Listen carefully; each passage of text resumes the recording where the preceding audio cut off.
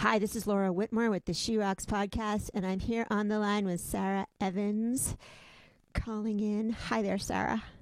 Hey, how are you? Hey, so we were just chatting for a minute before I hit record about us being home with the family, and Yes. how is that changing your creative dynamic? Well, I was just saying it's really not bad. So, February 1st, we moved into a new house in Nashville. It's not a new house. It's actually built in 1940, but it's kind of our dream home. And so we are so grateful that that happened before this because it's a great house to be stuck in, and it's on 3 acres, and we're going to plant a garden here in the next couple of weeks and just kind of focus on yard stuff and all that. And I was just saying it hasn't been, but we've actually been having fun, and we've been cooking a ton. And I hate that my shows are being canceled and like my band and crew, can't work right now. And obviously all the economic stuff sucks. Yeah. But I do think that it's been sort of fun in a way that, we kind of look forward to what can we do tonight, or what can we have for dinner, or what should we watch? And my daughters, Olivia and Audrey, are 17 and 15, so it's just them and my husband and I. My son, who's 20, is stuck at the beach with his girlfriend, so I'm sure he's hating that.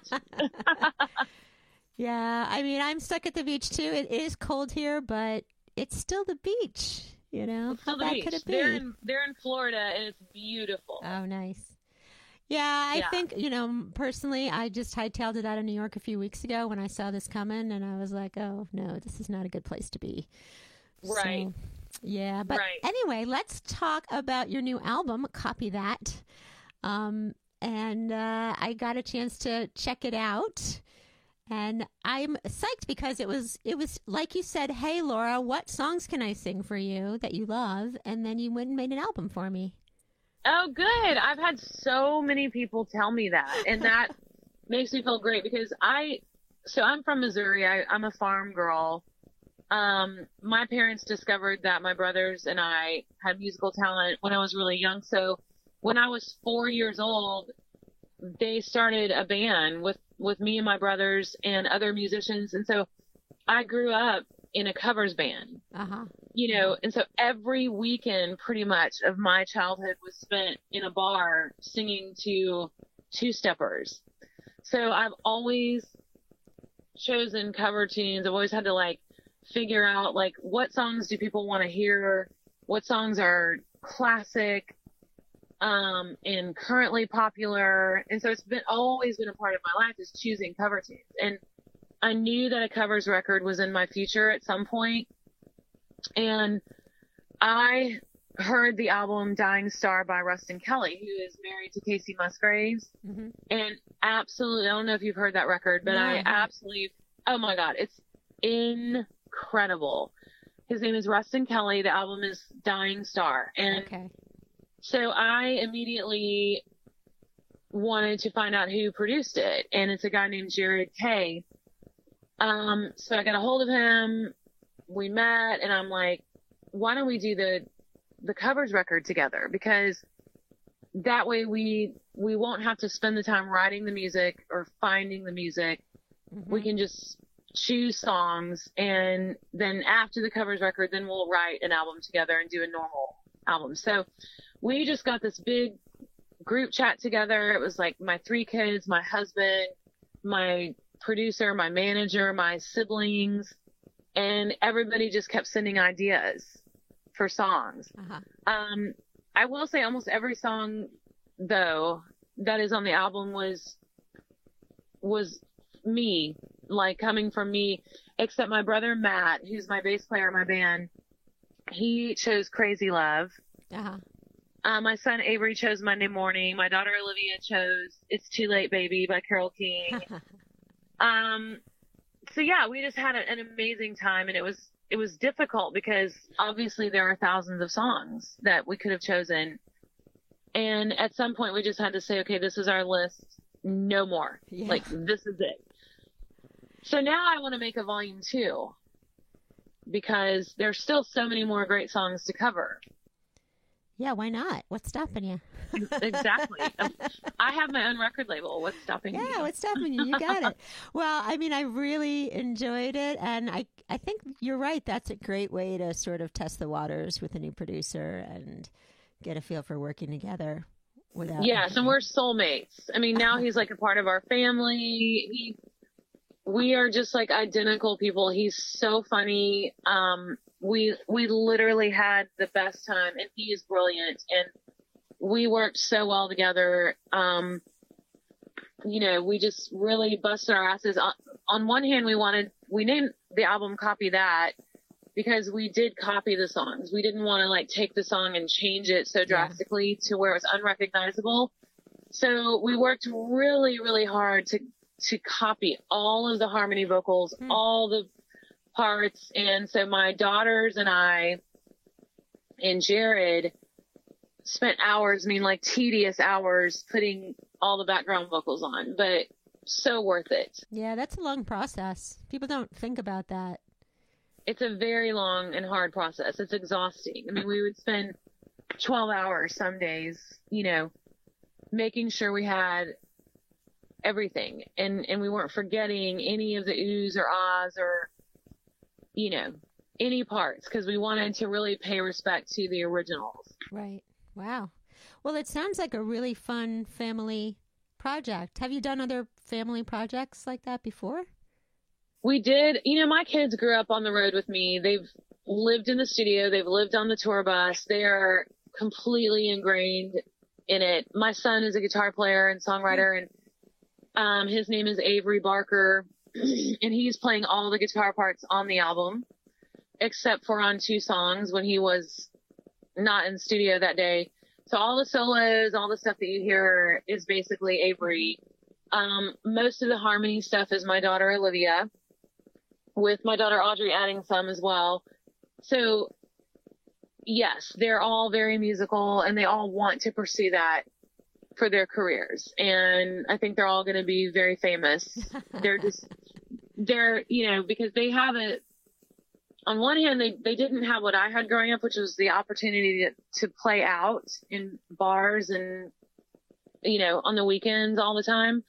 But they got to see the big time side of it by being on the road all the time and always standing backstage while I was doing my shows. Mm-hmm. And so they understand the business. And last year we did a little project called the Barker Family Band. And so I would highly encourage everybody to get live at City Winery, Sarah Evans and the Barker Family Band, because it's a completely live show that we did.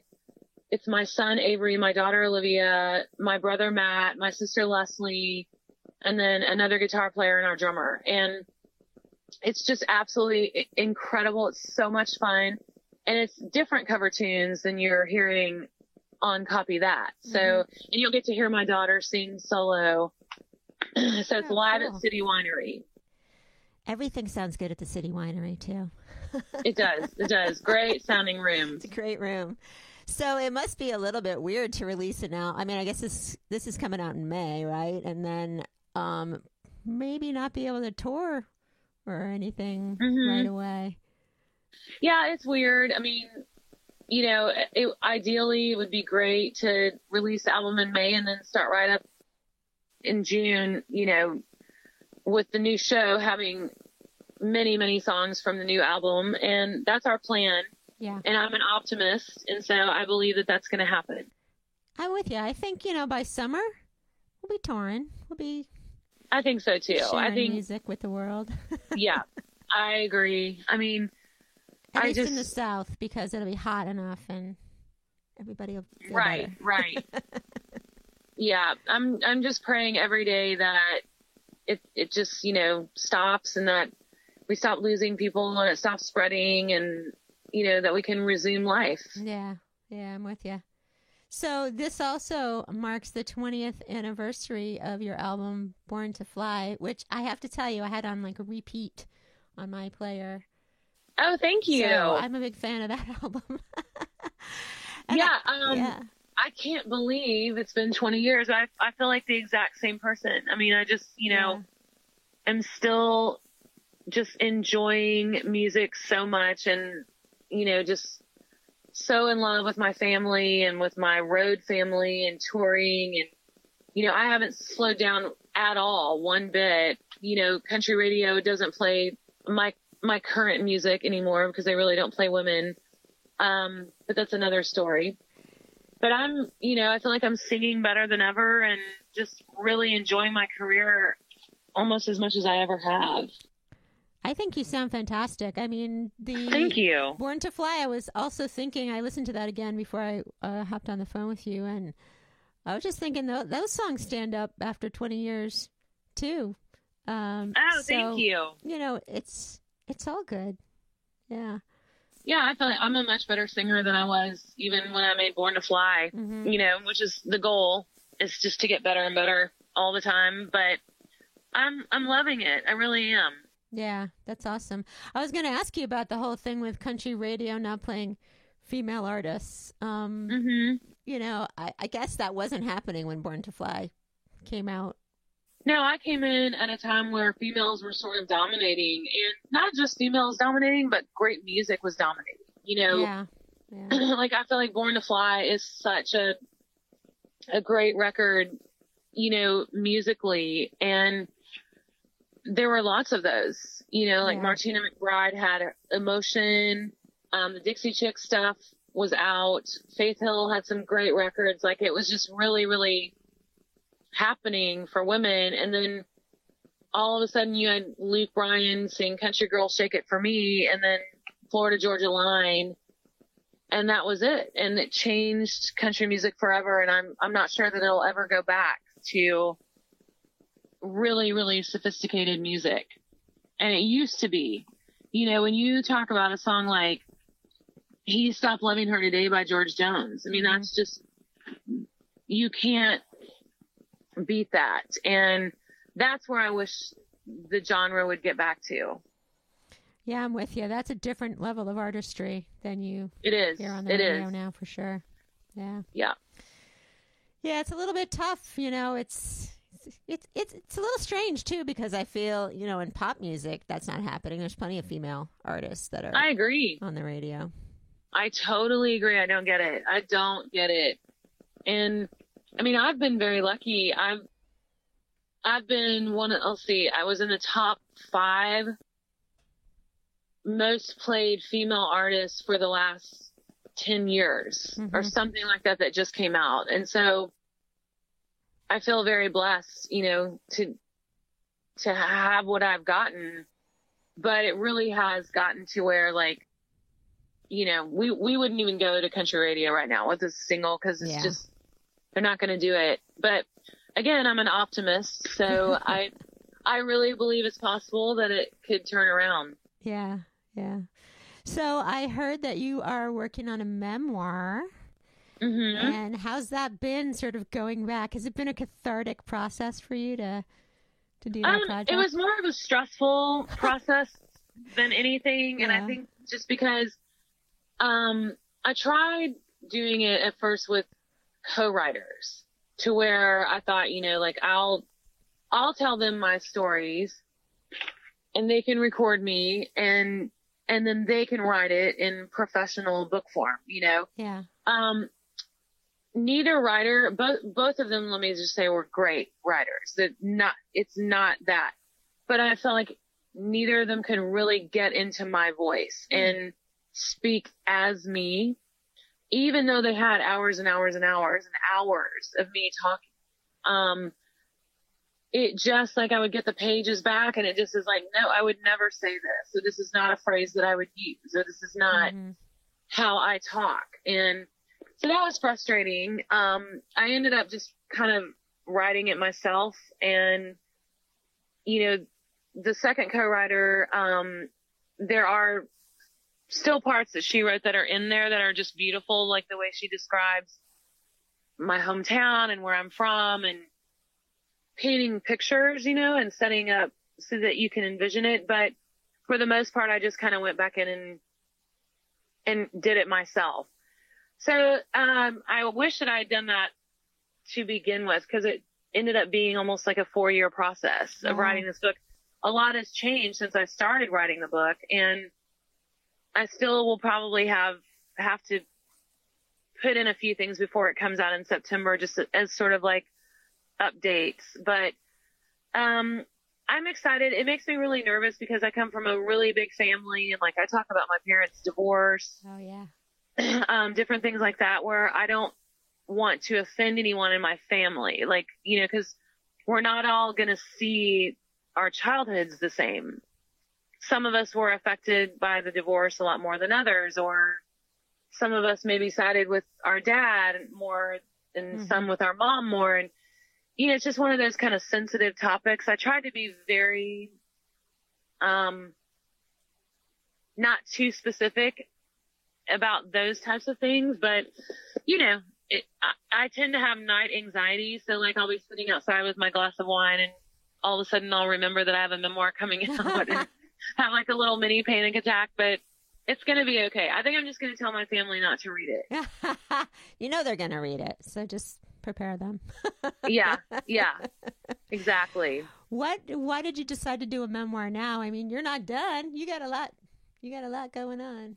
Well, I didn't really want to do a memoir. I wanted to write a funny book about, and I wanted to call it, I Don't Know How She Does It. I wanted to talk about raising babies on the road and juggling, you know, being a country music star with being a mom, and give a lot of advice about parenting and stuff. And that's really what I wanted the book to be. The publisher kept pushing for it to be a memoir. And I was like, I'm not ready for a memoir. I'm too young. I don't want to have a tell-all book yet. Yeah.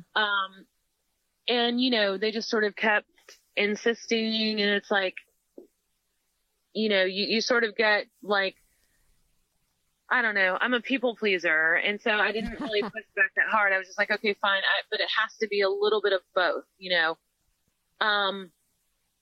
So it is a little bit of both. It's me being funny. It's me telling some life stories.